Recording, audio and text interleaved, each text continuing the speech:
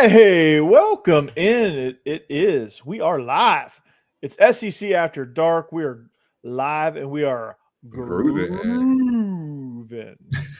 Just like Jake would say. That's exactly how he would say it too. I bet you walk into the office every morning and go, "Hey, what's up, everybody? We're grooving on a Friday." I'm like the fifth person in the office, so yeah, I'm like one of the first ones there. You bust in like the Kool-Aid man. Yeah.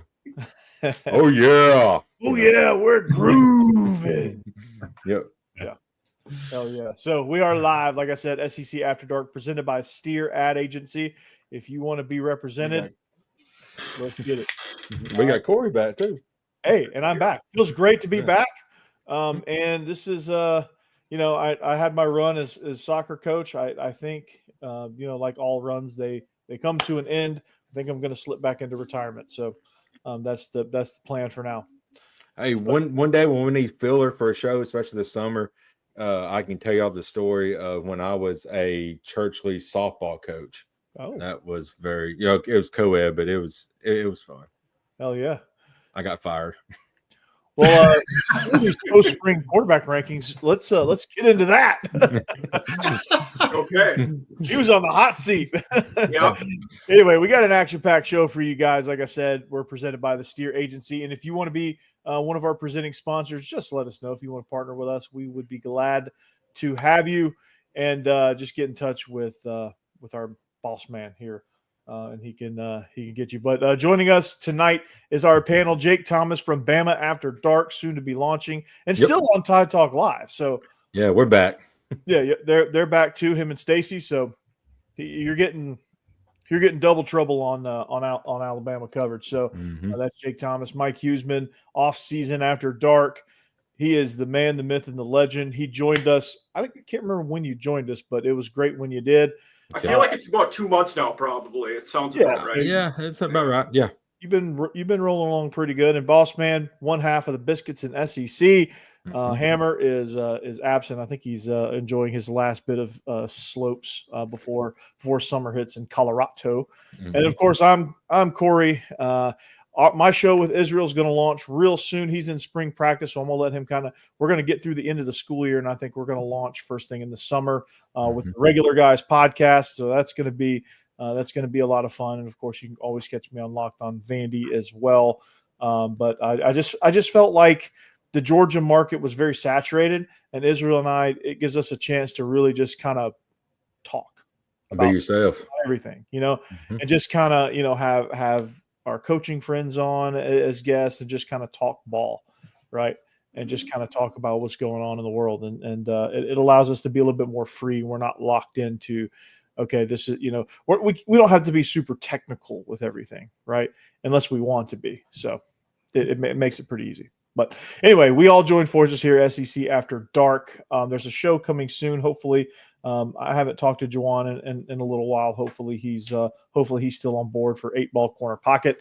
And that's going to be kind of his version of the pivot. So that'll be he's training with Ryan Clark right now, actually. So cool. That's pretty cool. So anyway, like I said, we got an action-packed show. We're going to talk some quarterback rankings. It is ranking season.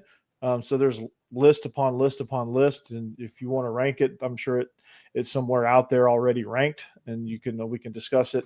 Who's got the toughest road? And of course, we're probably going to go off the rails. Let's be honest. We always do. We always do. That's kind of how we are. That's kind of who we are. So anyway, hey Rick, update on Steve. He said he will be back next week. Thought it was going to be this week, but he said it definitely will be next week. Jeb, kind of under the weather or not, he'll be back next week as well. Yeah, Jeb. Him and Willis and Jeb have been battling some things, but the bad news. Man, you got something? Yeah, I was going to say Hammer got engaged this weekend, so that's kind of what's going on. In his world. Congratulations, Hammer! Okay. Yeah, he will be back. I'm sure, actually, Jake, I know you were on. There was a solo show last night from Hammer. He had to run solo. Mhm. I've never had this happen, but I literally hit the countdown for us to go live, and my power went out. Oh no! And I heard the transformer blow like 30 seconds later, and I was like, it's done. So I had to text him. And anyway, that fiasco, he did a good job last night. But yeah, he got engaged, so he's taking a little bit of time with his new fiance. Those ski lifts can be a magical place. Yeah, they sure can. No doubt. By the way, I wanted to say too, you mentioned the pivot. I don't know if you guys watched the recent episode of that with Nick Saban, but there was a hilarious story that who's the guy who played on the Dolphins with him? It's got Channing Crowder. I've seen Channing this Crowder. episode. I love that show. I know it's not. I know it's people love it or hate it, but I'm a big fan of the pivot. It depends on the episode, right? But I just enjoy when they have big guests on. So they had Nick Saban on, and there was a story about he was in the restroom just like taking some time with himself or whatever, and he was playing a game, and then he saw Coach Saban walk in, and he's like, all right, yeah, I got to go say hi to Coach Saban. It's like week 9 or something. They just got beat by the Bills last week. He walks out, he goes to the sink, and he says, "Hey, Coach Saban, how's Miss Terry doing?" And Saban he turned to him and said, "She'd be a whole lot effing better if you could cover a bubble screen on 3rd down and stop them on 3rd down or something like that." You can cover receivers. Walked out. Didn't say another word to him. And Saban in that interview, listening to that story back, he's cracking up. He's looking at the guys like, that was a good line, wasn't it? That's funny. And of course, they roasted Channing as well. Yeah. They do a good job when they have guests. They kind of like roast each other. They just kind of make it fun, and they have all kind of guests on that show. It's really good. I enjoy that one, but yeah. So yeah, Rick and Bonnie's on it tonight. Hey Rick, give me some what you got tonight, man. I like it. Hammer and Rick are apparently enjoying this. Yeah, it's Cinco de Mayo every day in Rick's house. That's pretty right, much man. All week. Yep, Cinco de Mayo. It's Cinco de Mayo week for him. Yeah. So, all right, Corey, what do you think about these rankings? Okay, so I think the best tequila maybe. We're not ranking tequila. Gotcha. All right, so let's. Though that could be a midsummer one when we're short of topics. That's right. That's right. Post College World Series when we're in the dead period. Yep. It's like, hey, good whatever y'all got. Send us topics in the chat. We've also you got till then to watch 1923 as well. Yeah. Which holy cow! I've already watched it. All right, here's your list. This is via Lance Taylor. I think some people have other lists out there, but Diego Pavia on the 247 list was ranked as high as 6th. Mm-hmm. But guys, I'm not going to read this list out because everyone can see, and I'm assuming everybody can read. And real quick, the bad news about Steve is he got reprogrammed as a Mississippi State fan. So yeah, they threw a cowbell in there. They put a cowbell on in his brain, and I don't know. It just he just functioned as a. There is big Bulldog news, though. They announced a couple days ago they're building an indoor practice facility. They are the last SEC or Big Ten team to not have one. Wow, but they're getting one. Florida does Florida have one now? They said Mississippi State, or at least what I said, they were the only SEC or Big Ten team that did not have one, and they're getting one now. I thought it was Florida. I thought Florida was that because Georgia was on that list for a long time until they finally built that. Amazing how getting some titles will bring the cash flow in. They had the indoor before the titles, but they had like in 2012 they built this like puny it was like a multi-purpose. It was like a 20-yard. It was so pitiful looking, and then they got made fun of, and then they redid their facilities again. Boy, he is on one tonight. Rick, you're on a heater, man. I love it. I love it. Yeah, dude, Rick, this is insane. I love it. Whew, okay, the Amish will build it.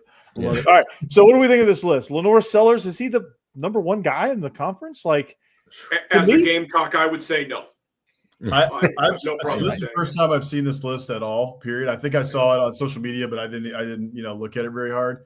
This list is kind of wild, to be honest. It's all over the place. I think Lenore Sellers has a very high ceiling, but man, Number one? Ceiling wise, he probably is number one if he can reach his potential. Yeah, but I don't have the faith in him. Like, honestly, at this point, I would probably have Nussmeier number one. I've said that before. Well, and if we were going off of ceiling, right, like DJ Lagway should be way higher on this list. It would be Lenore Sello, Lagway 1-2 on the ceiling. I think Mateer has a really high ceiling. He's produced, although not in the SEC, but he's produced at Washington State. And he has the same offensive coordinator with him now at Oklahoma too. Yeah, that's why I would question that, though. That was going to be my first sticking point was Mateer. I'm like, hey, look, I understand he's had great stats. He was at Wazoo, everything like that. But the competition at Wazoo versus coming into the SEC year one, especially what we saw with Oklahoma last year, who had a 5-star quarterback that didn't do that well. I don't know. I don't know if when we get to our next slide of toughest schedules, the Sooners are number one on it. So they're going to be playing. I mean, you look at what Diego Pavia did. He came over from New Mexico State with his head coach and offensive coordinator, and you're like, oh, it's New Mexico State. They're playing in the what are they? They're CUSA. CUSA, yeah. I was going to say like Sun Belt for some weird reasons, but they played in the CUSA, and he came over and they won 7 games, and one of them being a bowl game, and Vandy was 2-10 the previous year. So like, I don't know that necessarily means anything. If you come over with your system intact and you're not having to learn a new system and you're already rolling, I think there's something to that. There's a certain comfort level that you have within that system. It doesn't really matter who you're playing. I think he's going to produce. Yeah. To me, I have a problem having Arnold higher than Pavia and Taylon Green. Started 1 year, he was not good. It was in this conference, very mediocre. Pavia and Taylon Green were both okay, and they performed at the schools they were at before, albeit G5 schools. Yeah.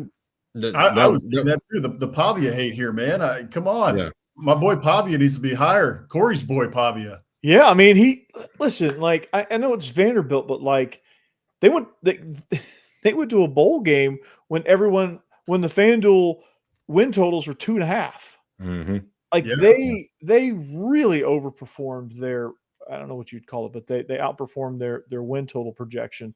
That offense had 0 depth. They had 1 wide receiver, 1 running back that could do anything. Their offensive line, they had 7 guys that they could rotate in, and those 7 were kind of iffy. Like their roster was like not great last year. They overperformed. Now their roster is, obviously built into a very competitive roster, but I mean, he overperformed. And I think he should be above all of these guys who haven't started a game. And Jake, no offense, but like he shouldn't be below Ty Simpson. He shouldn't be below Austin Simmons. He definitely shouldn't be below Jackson Arnold, who's proved in this league that he can't do it. And he's going to a head coach that has proved that he ruins quarterbacks. DJ Lagway, I think he's about right where he is based on his ceiling, but he needs to prove that he can be healthy. Arch Manning, he got shell-shocked against the only real defense he played. That's the name. And what Arch is, he started 1 game. Like, you're right. Against Monroe or somebody, right? Corey, you brought it up. My issue with this list is, Austin Simmons, Todd Simpson. I'm an Alabama guy, but both of them are unproven. I mean, Todd Simpson's played a couple games and started, I think he come in, he didn't start in. He come in against USF 2 years ago and pretty much won that game for us. Austin Simmons had 1 drive, last year, and Pavia played a whole season. Taylon Green played a whole season. Marcel Reed played a whole season. So all those guys need to be shifted up. Jackson Arnold comes way down, but probably in between, Austin Simmons, Ty Simpson might be below them in my honest opinion. It's odd to. I agree with that totally, Jake. Those are the guys I was looking at too. Simmons and Simpson of just like, okay, again, like that drive from Simmons last year. Okay, we see the talent, we see what it can be. It could be friggin' awesome, right? Yeah. Ty Simpson, he's a 5-star. We haven't seen a ton of him, so remains to be seen. Everything out of camp sounds good, but at the end of the day, like Taylor Green played a full season. Diego Pavia played a full season, did really well. Taylor Green played very well at times. Yeah. Marcel Reed went into the swamp, got a win, in his second start. Like, I think those guys should be above Simpson and Simmons. And the other one who's getting disrespect here is Gunnar Stockton, man. If we're talking about Simmons and Simpson at 7 and 8, and you have Gunnar Stockton down there at 12, Gunnar Stockton went into an extremely difficult situation in the second half against Texas in the SEC title game and willed Georgia to a win against Texas in that overtime after taking a crazy hit. And he played well in the playoff. Like, of course they lost, but he played well at times. He missed a couple things. He should be higher on this list, in my opinion. A guy who I think potentially should be higher, Bossman, you may have seen this more being a Texas guy, but Blake Shapen was pretty good at Baylor. And they have the Mississippi State at 15 on here. I mean, he was a 2.5-year starter, but his last 2 years there, he was pretty good. And I mean, if we're saying like it's just the lack of consistency, like some guys ahead of him haven't played, but some have, but he's been better than some of the guys ahead of him that are on this list. So there's Joey Aguilar, I think, led the Big Ten in turnovers or something like that. No, he was App State, and he was upright.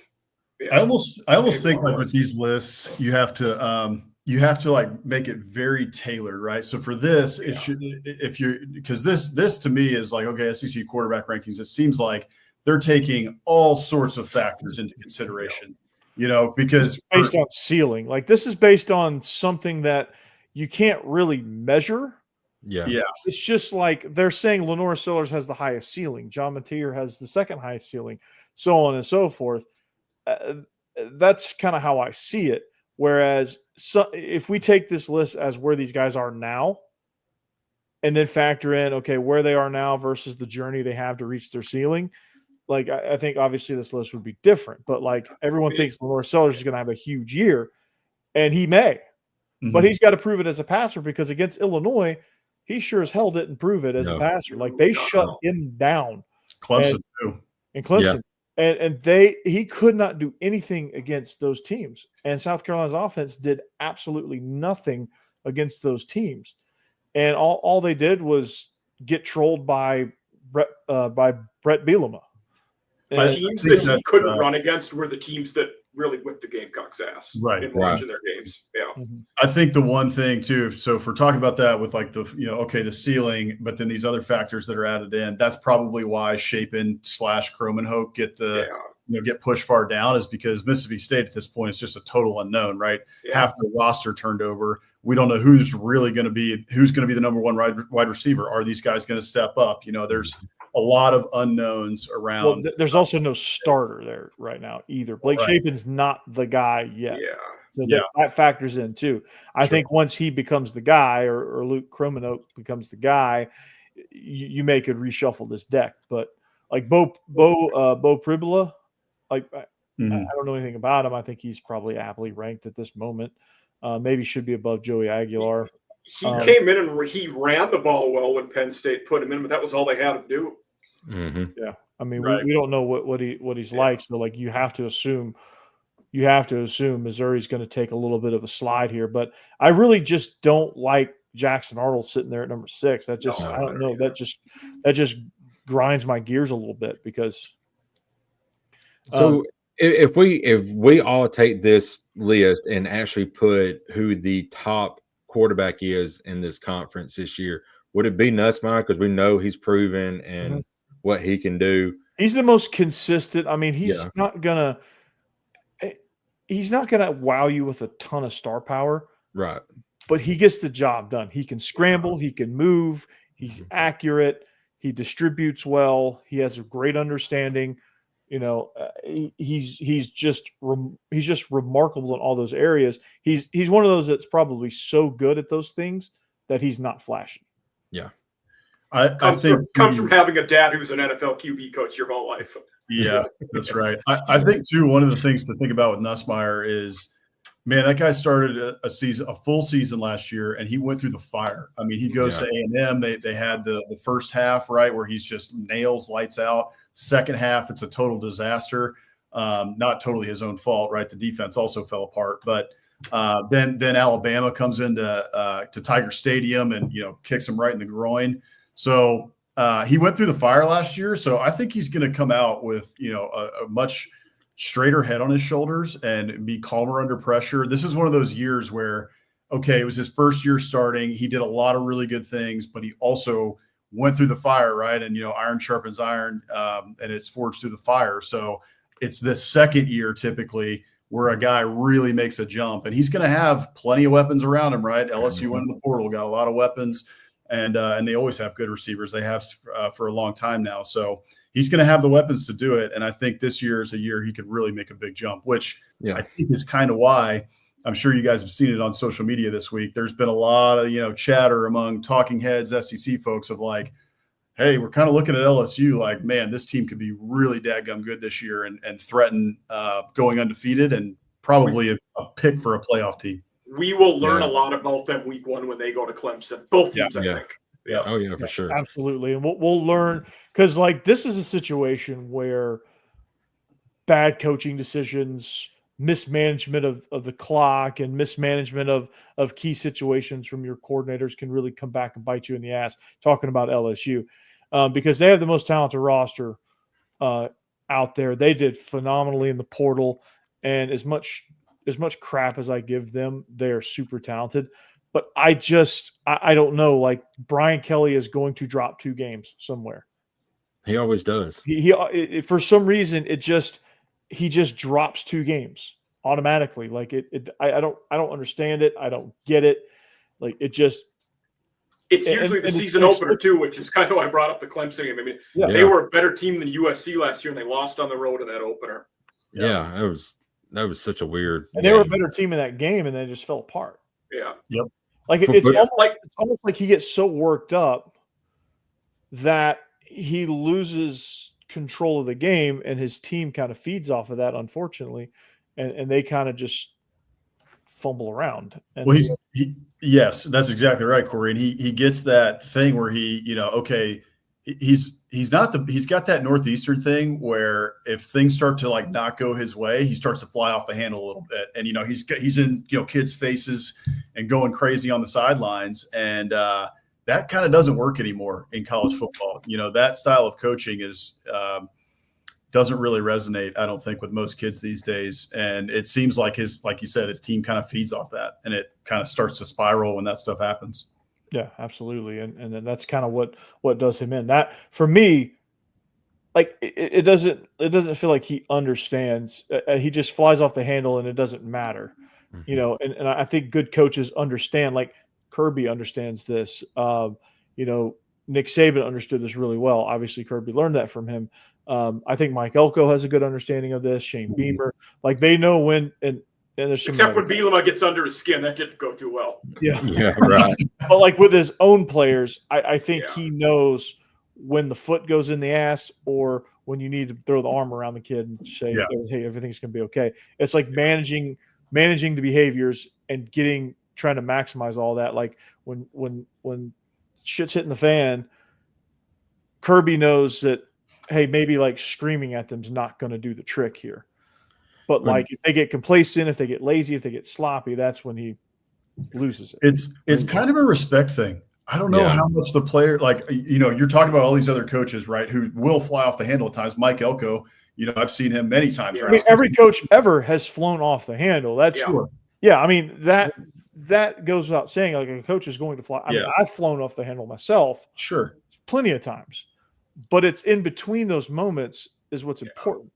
Well, and that's what I'm saying, right? Those other guys have earned the respect of their players, and it's obvious by the way that the players talk about them, and then by the way that the players play with them. So there's like, I'll be right back, guys. Okay. TN4.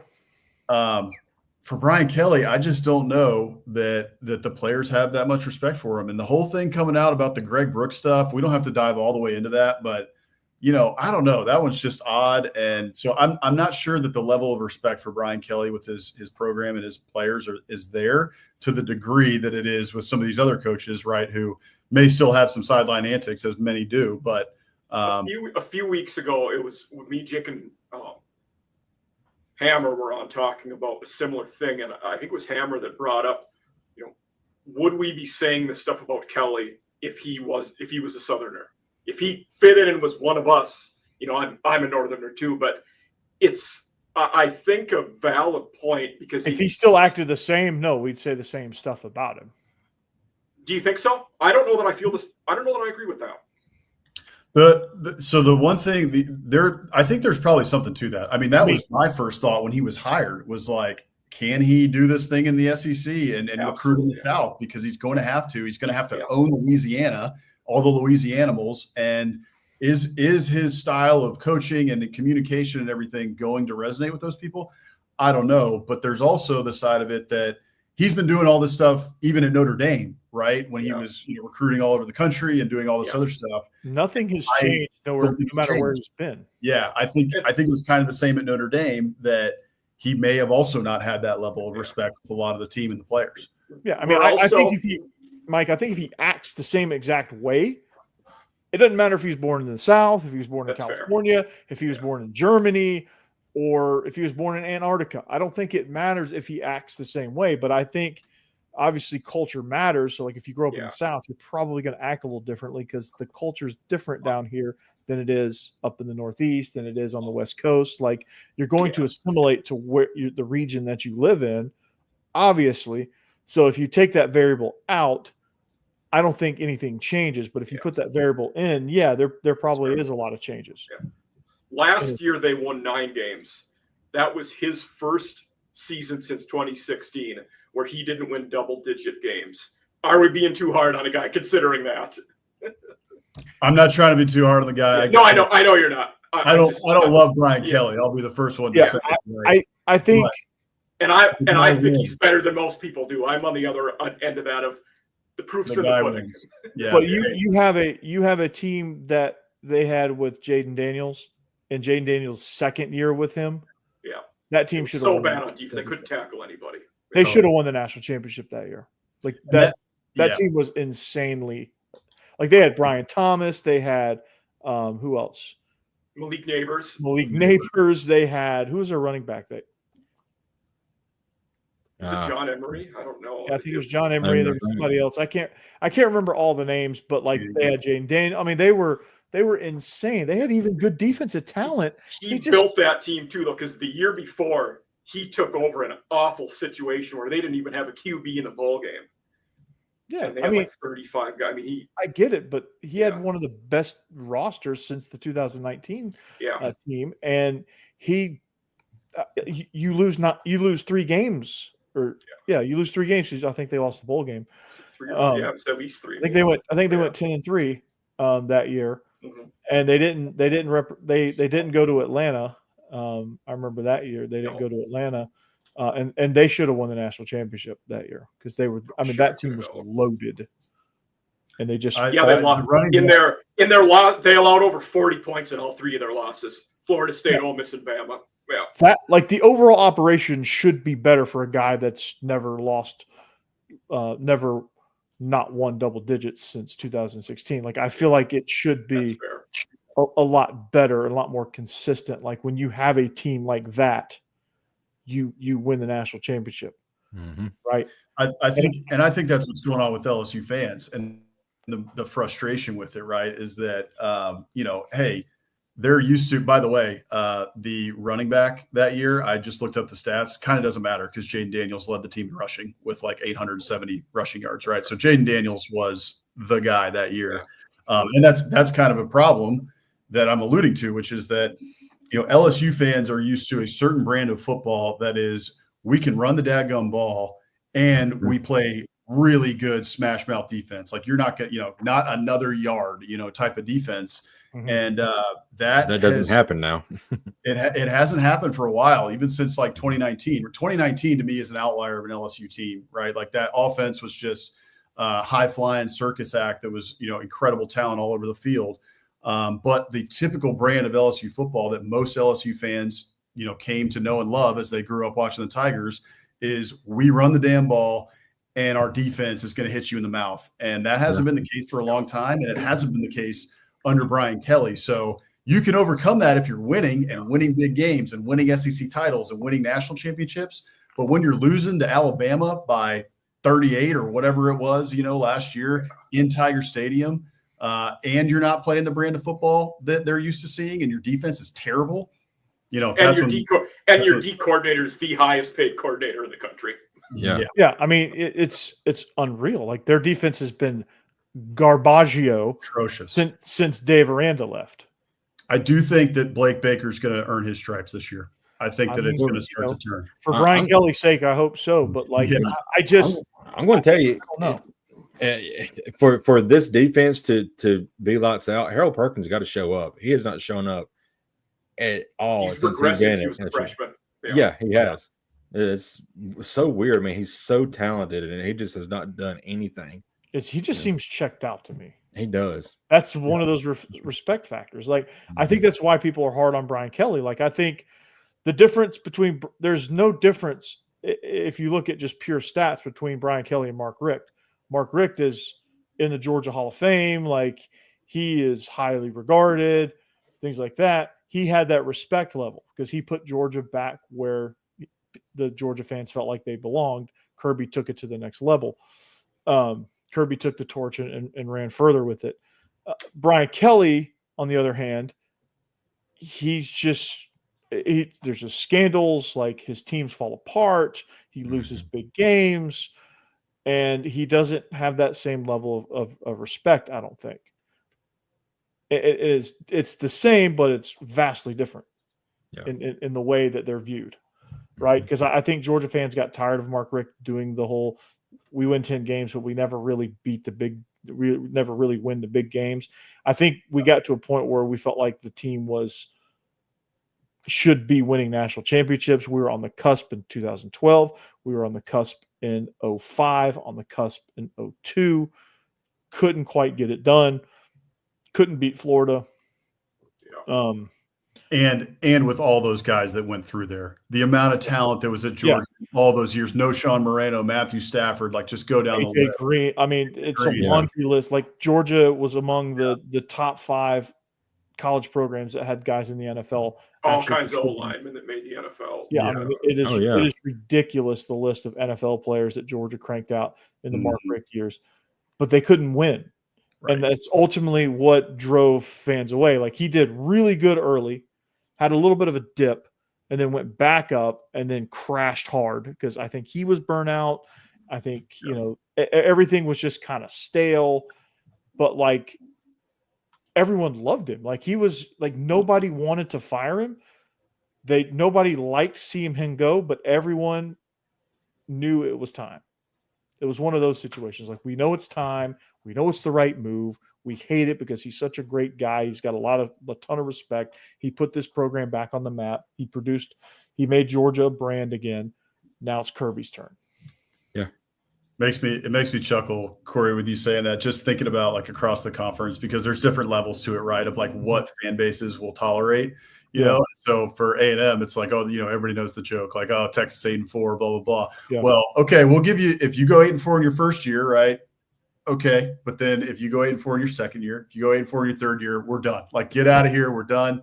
If it's Georgia, right, it's like, okay, if you win 10 games 3 years in a row and you've got all that talent and you don't break through and win a national title, like, we're about ready to, get out of here. Yeah. And then at Alabama, when Nick Saban is there, if Nick Saban drops one game right in the middle of the season, everybody's calling Paul Feinbaum like, man, he's done. He's lost it.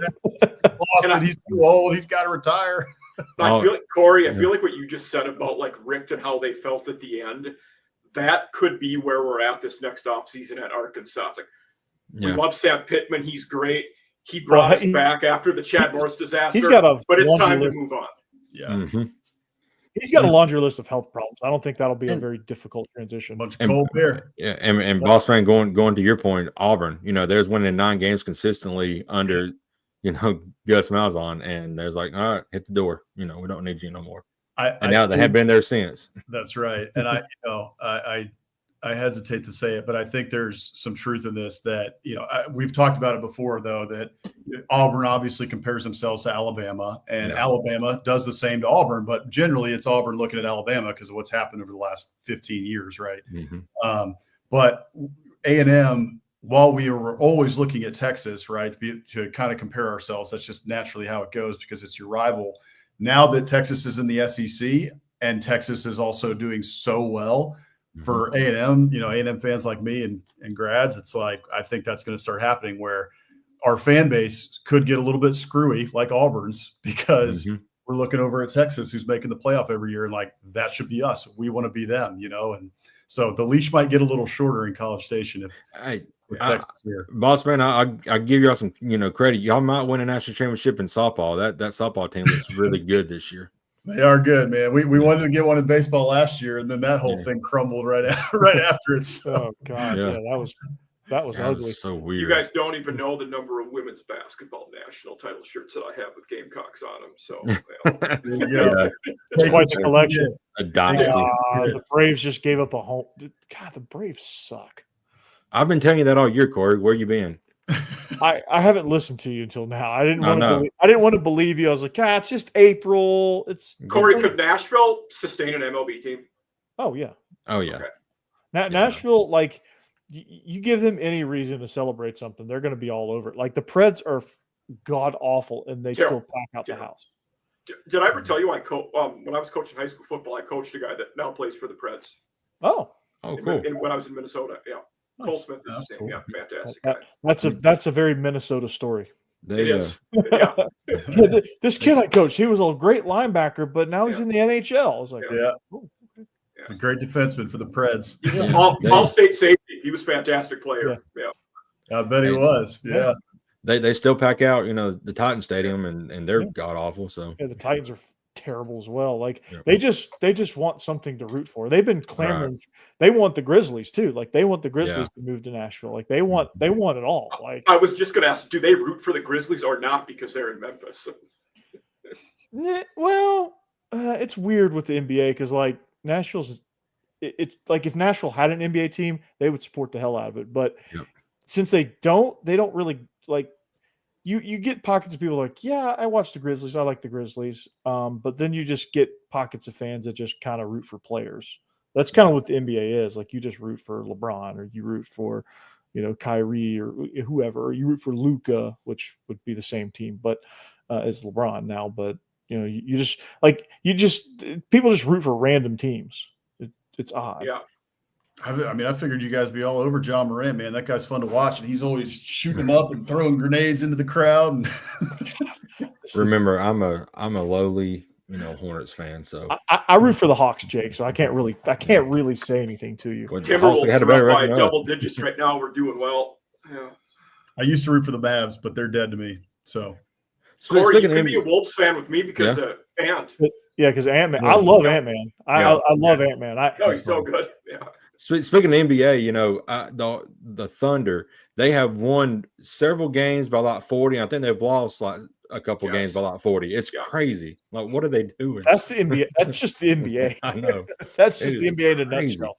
Yeah, I have a couple in my second period class. I have a couple of they play basketball for the school, so they're like obviously well into the playoffs. And there's a row of like 4 guys that sit like right in front of where my little presentation station is. Like I have my regular desk, and then I have like a car. It's like a podium, but it's like on wheels. It's like small, but I sit at it. It's kind of like a secondary desk. It's big enough to kind of be a little de facto desk. And so I sit there during class, like after I give them their work, and as they're working, I'm doing my thing, and they argue every freaking day. The one kid is a Grizzlies fan.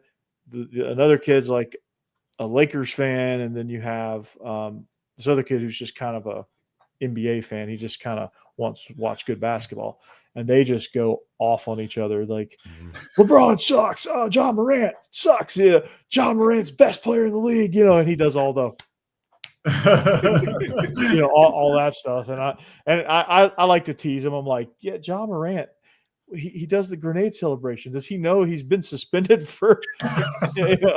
I just remind him. I just troll him. It's pretty funny. Yeah. Because like he doesn't know that I'm really trolling him, and I'm just busting his chops. And he doesn't know that, so he gets real defensive. It's fun to wind him up a little bit, but Well, should we get to some tougher schedule stuff? I was going to say, we got 20 minutes. Yeah, I mean, the Knicks have a really So here's the strength of schedule rankings and the projected win total for everyone in the SEC. Oklahoma, wow, number one at 6.5 wins, projected win total. Vanderbilt, fifth hardest schedule with 4.5 wins. I think that number would be higher if this other number here beside the left side of their name wasn't high. Missouri, easy road right there. Mm-hmm. Georgia, 13th. I mean, anybody in the top 25, I think, should be well respected. And of course, in the top 25, there's you can see there's I looked at it broken down by conference. There's 34 teams in the Big Ten and SEC. 28 of them are in the 30 toughest schedules. Jeez. Yeah, it's like people the SEC sucks. Look at these rankings, bro. Yeah. They're saying if you play an SEC schedule, you're getting that respect, bro. Syracuse is 14, Florida State's 30. They're the two highest non-SEC or Big Ten teams in strength of schedule. Wow. It's ridiculous. Syracuse, though, good Lord, man. Fran Brown's doing a phenomenal job, by the way. Yeah, he is. Yeah. Who was number 4? Wisconsin. That's at the bottom there. I put a couple. I see it. So Wisconsin plays the tougher Big Ten teams, and they play Alabama out of conference. Yeah. Oh, and that one's in Tuscaloosa this year, huh? Yes, this year it is. I'm looking at Syracuse. What made them? Okay, so Syracuse has Tennessee in the season opener, and then Notre Dame is another non-con game for them. So that makes a lot of sense for Syracuse. Yeah, for sure. And then they play. And then they go to SMU, Clemson, and Miami. So that's why that's a tough schedule. They play Carson Beck, who's I think he's learning how to throw left-handed right now because he doesn't have a right elbow. Oh boy. Yeah, it's gonna be fun, right? So looking at the SEC teams, Auburn, you think they can get the 8 wins? Because we talked about, Hugh Freeze needs at least 8 wins this year to probably keep his seat from being totally scorching hot at this point. I'm gonna look at Auburn. Ooh, Auburn's another team that has a tough season opener at Baylor. Yeah, That's not a gimme. Yeah. No, it's not. You're gonna learn a lot about that team. Because and then their first 2 conference games at Oklahoma, at Tennessee, and then Georgia's the third one. Oof. No, sorry, at Texas A&M, at Oklahoma, at A&M, then Georgia. Yeah. I mean that 3-game stretch is rough, but you also have Mizzou then too. That 4-game stretch in late September and early to mid October that's your season right there. Well, if Bo Pribula is not what we think he is, that Missouri game gets a lot easier. It does. Yeah. Yeah, I'm really interested in that to see if Mizzou, if Drinkwitz can keep it up and win around 8 or 9 games this year. I don't think he's getting to 10 like he has the past 2 years. And Tennessee get to 10. No. Their defense probably going to be good, but offensively they got a lot of issues. They don't have. I don't know who they have at wide receiver anymore. Yeah, they don't have Dylan Sampson. Running the ball. I mean, I think Nico's going to do. Oh wait. Yeah. They have NC State out of conference. They have this. No, wait, hold on. Syracuse. No, Tennessee has Syracuse in the season. Hold up. I think it was in last year's. Yeah, I'm looking at the wrong schedule. Hold on. Oh yeah, Syracuse, ETSU. Their first conference game is against Georgia on September 13th. Is Georgia playing split squad? Because Georgia's playing Auburn and Tennessee the same weekend. Is it? No. They got UAB, Mississippi State, Arkansas. There's 3 wins. Like Alabama, Kentucky, 1-1. Oklahoma, New Mexico State, the Vandy State Aggiadors, Florida, and then they end with Vandy. This is not Florida. By the time they get to Florida and Vanderbilt, Florida's going to be beaten to all to hell, and Vanderbilt's going to be fired up for that game. They're going to do the same thing they did last year. They're probably going to lose to Georgia. I would bet, if I'm betting money on it today, I'm betting Alabama. Host Georgia, so that they have that going for them. I think they lose to Georgia. I think they lose. Yeah. I think they lose to Bama, and I don't think Oklahoma or Vandy is a gimme. No, I don't either, and I don't think Arkansas is either. No. I'll be honest. There's two teams I feel like could be sleepers this year. I'm not going to say that they're going to win the conference, but they're going to be better, and that's Oklahoma and Florida. I'm not sure about Florida. But hey, DJ Legway's healthy. That team's special. Yeah, that's right. I have the most questions about are Oklahoma for a lot of the things we talked about. Like they were not good last year, but they brought in Mateer, brought in Arbuckle as the O coordinator. Then they just got Ott from Cal, who's a stud running back. Like, there's so many unknowns around Oklahoma, and they have the toughest schedule in the country. But if all of that clicks, so they're going to be real dangerous. I feel like it could be. Yeah, I think with the unproven receivers, I think it's a very receiver friendly system. So like those guys will just be elite if they just know the system. I mean, honestly, they didn't have any receivers last year, so it can't be much worse this year. Yeah, no, they were down to the bottom of the barrel with it because of injuries and all that stuff. I could have played receiver for them at one point. I mean, yeah, you were up next, that's for sure. Mm-hmm. This schedule for Oklahoma here, Michigan in the second game of the year, Auburn, Texas, South Carolina, Ole Miss, Tennessee. They play ranked teams in 5 straight weeks. That's rough.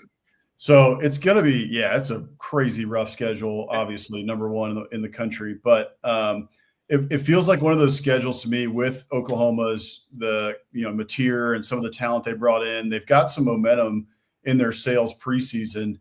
It feels like to me at the end of the year, it's one of those ones where we could be looking back and saying, okay, Oklahoma went 7-5 or they went 6-6, but the margin of their losses, was like 6.5.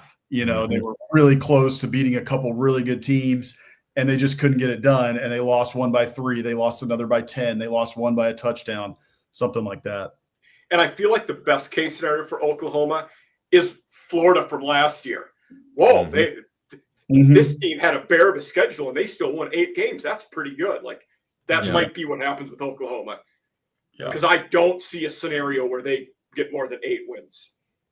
Yeah, it's just too tough of a schedule and too quick of a turnaround, I think, to get that. Yeah. To get anything beyond 8. But I do think they can. How good is Michigan this year? I don't know anything about that team anymore since Harbaugh left. They're not in the news as much. Underwood. Better, but they play Sycamore this year, and they play. That's the 3rd and 4th game of the year when he suspended himself. He just chose the games himself. He is coaching the Oklahoma game, then taking the 2 weeks after that. Let's look at Michigan's schedule here, just so we can make fun of it. I didn't realize you could choose your suspension dates. I know. Well, it's self-imposed. They go to Nebraska, one of his suspension games, which is a legit game for them. Yeah, I do. On screen. Mm-hmm. Do you want me? I have their schedule up. Do you want me to share it? Yeah. It's New Mexico, Oklahoma, Central Michigan, Nebraska's the first 4. Mm-hmm. Yeah. I'm surprised he didn't say, okay, I'll sit out New Mexico and I'll sit out Central Michigan. I thought the same thing, and I think what happened is they're trying to get ahead of the NCAA like most do in these situations, and so they said, all right, if we don't, at least put a couple games that are somewhat difficult, then the NCAA is just going to hammer us, and the NCAA still may say you're suspended for the first 4 games. The NCAA has what is that? Yeah, it literally doesn't matter. So they should at this point they should just ignore it. Right, exactly. Michigan just walk out there and go, hey, they can cut a WWE style promo and say, hey, NCAA, I know you wanted me fired. I know you wanted me suspended, but I got 2 words for you. Yeah.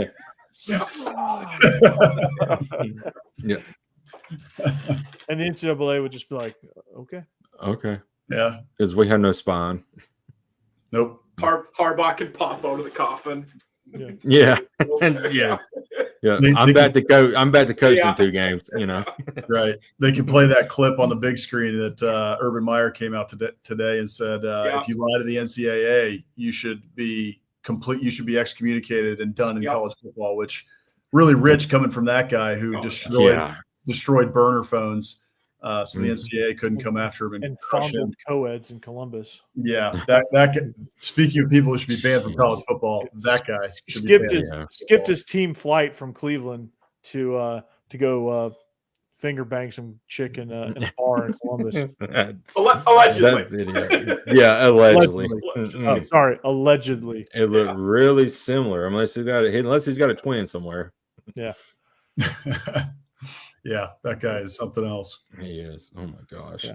Oh, my heart. Okay. I can coach next year. Yeah. Yeah. Get out of here. But they got a national title out of it. So we didn't come here to play no school. Yeah. One of my favorite tweets of all time. We didn't come here to play school. Yeah. Oh God. Oh my gosh. Yeah. Swamp Kings. Yeah. Also, that documentary, that's very, very accurate. Since we got Steve on our mind, you think Ole Miss can get to the 8.5, getting the 8.5, 9-win total this year? It's gonna be tough. I think you're gonna see Ole Miss hit some regression too, and I think with this win total, they're predicting it because we're not quite sold on Austin Simmons. They lost a ton in the draft. Yeah, this is probably their biggest roster loss that they've had since Kiffin took over. So we don't know anything about Ole Miss. I mean, they've done well in the portal, yes, but they've always had a core of guys. They don't have that right now. And you always talk about, you was talking about earlier, Boss Man, or no, Corey, talking about, Brian Kelly losing 2 games a year. Lane Kiffin's the same way. He's going to lose at least 2 games that he shouldn't every single year. Yeah. And he's going to see, he loses it and he loses a little bit of respect. And I think even Steve would admit this, but Steve is a Mississippi State fan now, but no, but in all seriousness, like I think he coaches like a 13-year-old kid playing NCAA 25, like you're just like, what is he doing? Grab your popcorn. It's like, well, come on. And then the grab your popcorn moment, and he goes out and gets spanked. Hammered. Boat raced. Yeah. Saban bends him over his knee and spanks him. And going forward on 4th and 25 on their 30, on their 20-yard line. It's just insane stuff in that game. Yeah, we may see a little bit of maturity, I think, in his coaching this year. But this one, to me, not to state the obvious, is it all hinges on Austin Simmons, man. If Austin Simmons that's a 4-game swing there. It's like if Austin Simmons plays very well and he ends up being the dude, and we're talking about him, Sports Center highlights, all sorts of stuff. Kind of like Lenore Sellers burst onto the scene last year for South Carolina. Well, that's Austin Simmons this year. Ole Miss for sure could win 10 games. I mean, looking at their schedule, they got tough games, right? You got LSU, you got at Georgia, South Carolina, but you get a lot of these folks at home too, right? You get LSU at home, you get Gators at home. Yeah, exactly. Arkansas's at home, so and that game's always insane, right? Arkansas, it is so whatever weird. Reason, but you get them at home this year, so. Their schedule, while it is difficult, it also is set up pretty well for them to have a good year if Austin Simmons ends up being that dude and that roster that they got out of the portal, meshes. Right. So weird scenario for them. We touched on this a couple weeks ago. I forget who was all on, but we're in a scenario with Ole Miss now where they've never made the playoffs before, but we almost expect, either they're going to make the playoffs or it's a disappointing season. Like they're at that level now, despite never being at that level yet. Right. And it's weird. Like their fans, like they're in a scenario where I don't think they've ever been this good, and their fans have no idea what to do with all. Their fans should be in euphoria that hey, we're a playoff contending team every year. Yeah. Eventually we're going to break through. There's all this hope, but they're acting like Alabama, who is, been in national championships and won. You know, they've won a couple or a few. Just 2 or 3. Yeah, and but then like you guys talk about the losses. They lost to Kentucky, who was probably the second worst team in the conference last year, and then LSU and Florida in games that just blew it. I mean, that Florida game. They had no running game to close out in 4-minute drill in that game. That was glaringly obvious. Yeah. Kentucky, they were just in a daze. Kentucky, I think, just took advantage of some opportunities, and that game was just off the rails from the get go. Go ahead, boss man. Oh, I'm just going to say something quick. I mean, we all know Lane Kiffin. He likes to jump around, and so I'm not saying Ole Miss fans that he's going to leave, but I wonder if this is kind of something that Buzz Williams does, right? We just saw Buzz Williams at A&M. He was there for 6 years. He was at Marquette for 5 or whatever, Virginia Tech for 6, and then he leaves. And I heard somebody really explain his theory, whereas that you can get to a place, and if the program's not in a great place, you can, build it up and get it to a really good point. But then after about 5 or 6 years, the fan base then starts to expect that, right? Like the expectations raise every single year. And so I think we're seeing something similar with Ole Miss, which is nothing against Ole Miss fans. Like you should expect, you're now investing more money than you've ever invested in your football program, and you want a return on your investment. So it's understandable, but knowing Lane's proclivity to jump around, it makes me wonder if he has a similar mentality to Buzz Williams of like, okay, I've topped out here. Now I need to go to, next school, right? Wherever, whatever. To be honest, I don't know that I think he's kind of, I don't want to say he's grown out of it, but I don't think he's interested in that anymore. It doesn't seem like he is. Like he seems. I think he's matured a lot in some ways. He has. I also has. He's also at that point where there aren't many jobs he could realistically take that are better. We're talking half a dozen to 10. I mean, there aren't. And a lot of those jobs are already in the SEC, really. Right. No, for sure. And I'll say if you're LSU, I would contact him if you get rid of Brian Kelly. If I'm Florida and I fire Napier, he's a guy I talk to. Right. Yeah. Yeah. I actually, despite all the years with him, going after Jimbo Fisher and stuff while Jimbo was at A&M, I always found the banter hilarious. I love his Twitter. I actually really like Lane Kiffin as a person and as a coach, and I think he's matured a lot. And, for Ole Miss fans who may be angry at me now, but I actually hope he stays there for a long time. I hope that he doesn't leave, because I actually think that Lane Kiffin at Ole Miss is a great fit. And if he continues to win at a clip of, 8 to, 11, 12, 13, maybe one day games a year, he should stay there for 20 years and they'll build him a statue. Mm-hmm. Yeah, for sure. I think, he's in that position where, like Alabama didn't want him. Really, I think there were some bridges burnt.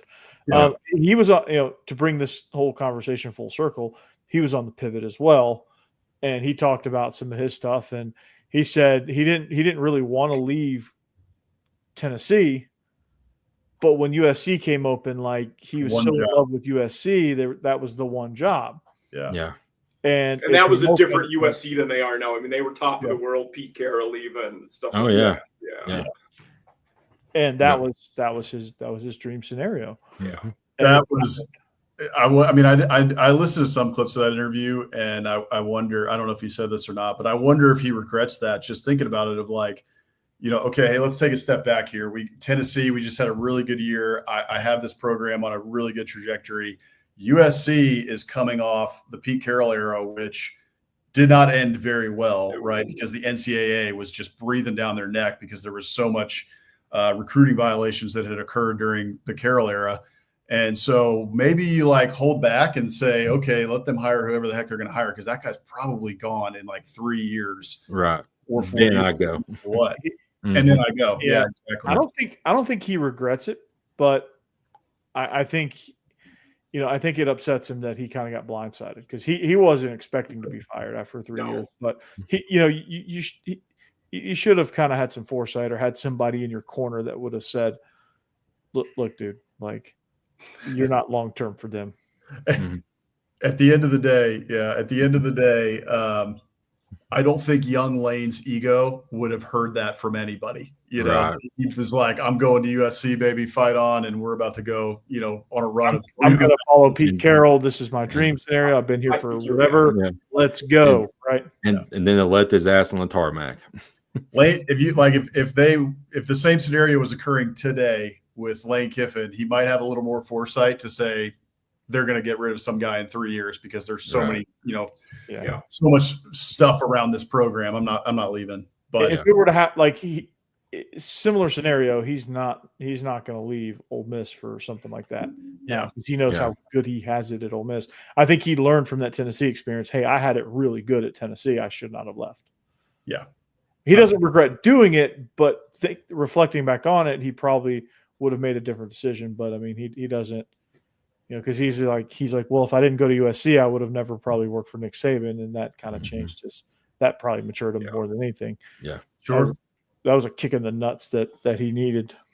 All happens how it's supposed to. Yeah. So it's not officially 2 minutes yet, Jake, because Cassidy hasn't told me it's 2 minutes yet. She's got the baby. She got her hands full. She can still tell me it's 2 minutes. Like, no. Just yell. Yeah. Just yell. She's asleep. So can't do that then. Yeah. No. You got to set an alarm clock, okay? Like, there's ways around this. Come on. If you want to get this baby back asleep, then we'll set the alarm clock. But no, Morse code.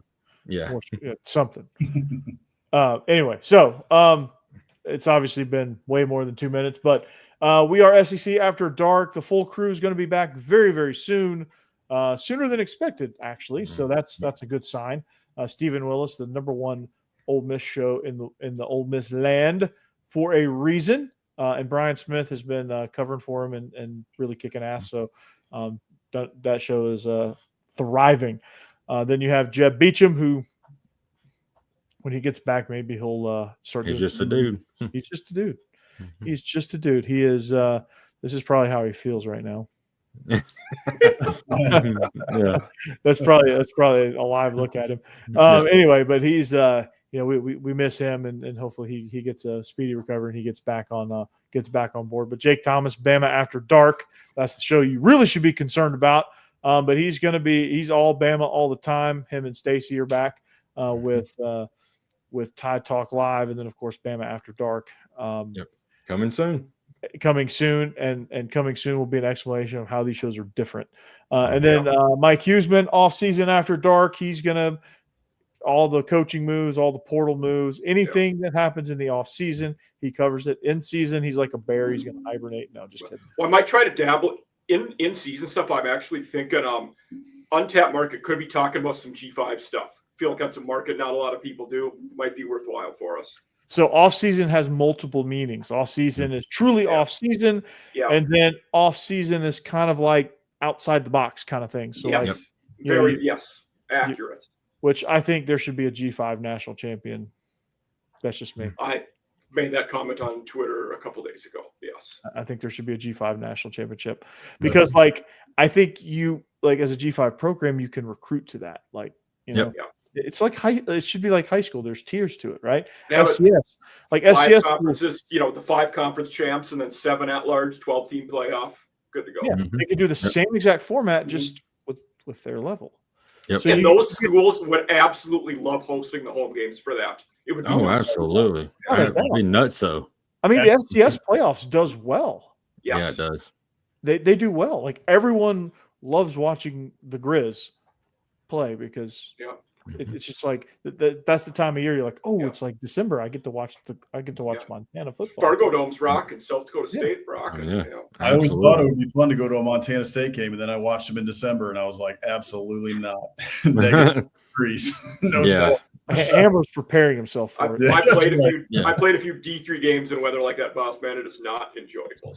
Oh, jeez. Yeah, I grew up in Atlanta, and I haven't moved any more north than Nashville for a reason. Yeah. The cold, I can't handle the cold, dude. I've played and coached in single digits before. It is terrible. Jeez. Oof. Yeah, same. Say your breath and everything. I've unfortunately coached in a game that was -2 wind chill. Oh boy, where was that, Corey? It was it was in Murfreesboro. No way. It was in Tennessee. Crazy front move through, huh? Yeah, I don't know how it got that cold in November, but like every once in a while we get a cold snap like that here. Yeah, we do. And we just that happened to be that weekend. And luckily we won the game 49-10, so we got a running clock in the second half and we got out early, but like it was cold, man.